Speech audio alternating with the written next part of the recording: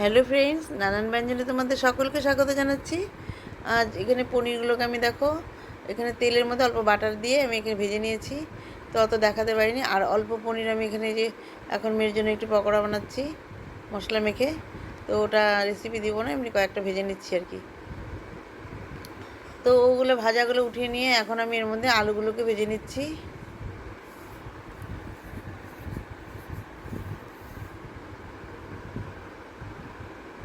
আলুগুলোকে আমি এখন লাল লাল করে ভেজে নেব।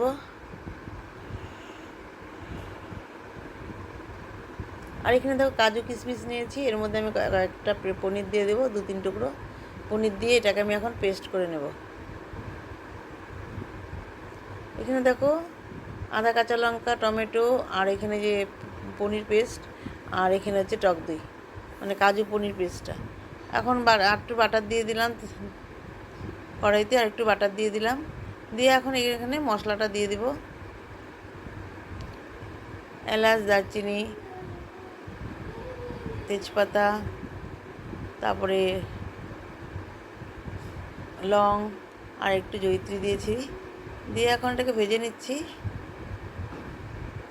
এখন এর মধ্যে আদা আর কাঁচা লঙ্কা পেস্টটা দিয়ে দিলাম। আদা কাঁচা লঙ্কা পেস্টটা দিয়ে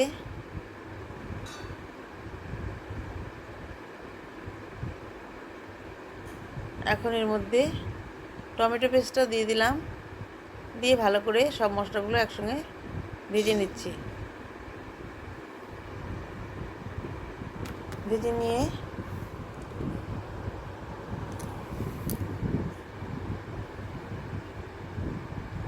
এখন এর মধ্যে দিয়ে দিব হলো কাজু কিশমিশ আর হচ্ছে পনির পেস্টটা দিয়ে দিলাম, দিয়ে ভালো করে মিশিয়ে নিচ্ছি।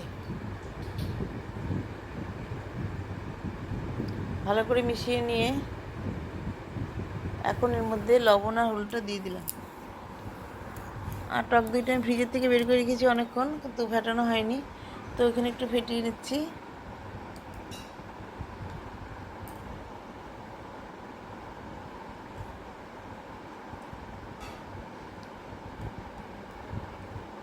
তো এখন এখানে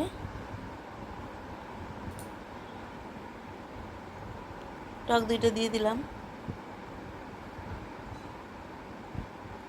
দিয়ে ভালো করে মিশিয়ে নিচ্ছি। তো লবণ হলুদ তো দেওয়া হয়ে গেছে। তো এখানে আলুগুলোকে তো ভেজে রেখেছিলাম, তো এখন আলুগুলোকে দিয়ে দিচ্ছি, কারণ আলুগুলো যেন একটু ভালো করে মজে যায়, হয়তো ভিতরে একটু শক্ত আছে, তো এই জন্য আর একটু আগেই দিয়ে দিলাম আলুটাকে। তো মশলার সঙ্গে ভালো করে একটু কষিয়ে নিচ্ছি। এখন এর মধ্যে ধনে, জিরে আর লঙ্কার গুঁড়োটা দিয়ে দিলাম, দিয়ে মিশিয়ে নিচ্ছি। এখন এই মশলাটাকে আমি ভালো করে একটু কষিয়ে নেব।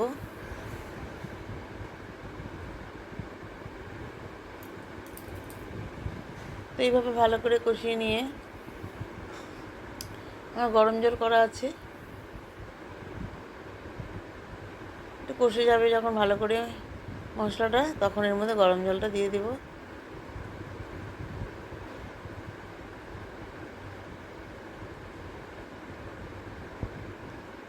দেখো কড়াই থেকে মশলাটা ছেড়ে ছেড়ে আসছে, তো মনে হয় কষা হয়ে গেছে। তো এখন এর মধ্যে আমি গরম জলটা দিয়ে দিচ্ছি। এখন গরম জলটা একটু ফুটিয়ে নিয়ে তারপর এর মধ্যে এখন পনিরটাকে দিয়ে দেব।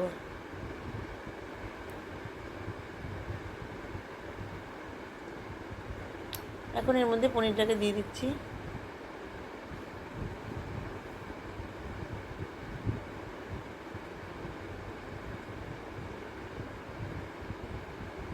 তো পনিরটাকে দিয়ে এখন ভালো করে একটু ফুটিয়ে নিচ্ছি। তো ফুটিয়ে নিয়ে এখন এর মধ্যে ধনে পাতাগুলোকে দিয়ে দিলাম, ধনে পাতা দিয়ে আবার ভালো করে মিশিয়ে নিচ্ছি।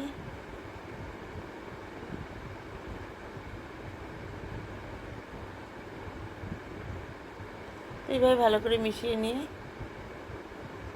এর মধ্যে আমি একটু সামান্য মিষ্টি দিয়ে দেব।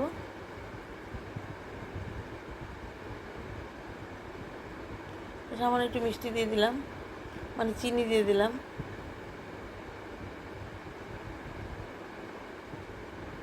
দেখো ধনেপাতাগুলো একদম গলে গেছে, একটা ধনেপাতা আর দেখা যাচ্ছে না, পুরো ধনেপাতাগুলো এত নরম সব গলে গেছে।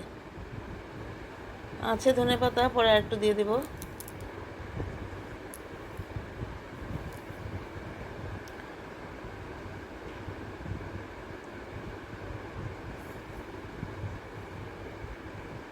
তো এইভাবে দেখো বন্ধুরা আমার রান্নাটা হয়ে গেল। এখন আমি এটাকে নামিয়ে সার্ভ করে দেব। আর এখন এখানে আরেকটু ধনেপাতা দিয়ে দেবো, আরেকটু ধনেপাতা দিয়ে দিলাম, দিয়ে এখন আমি এটাকে সার্ভ করে দিব। তো বন্ধুরা তোমরা যদি ভালো লেগে থাকে তাহলে প্লিজ একটু কোনো নতুন বন্ধুরা কমেন্টস ও সাবস্ক্রাইব করে পাশে আসবে, এবং আমি তোমাদের পাশে থাকবো। পুরনো বন্ধুরা তোমরা আমার পাশে থেকো, আর তোমরা যেন সবাই ভালো থাকো, সুস্থ থাকো। নমস্কার।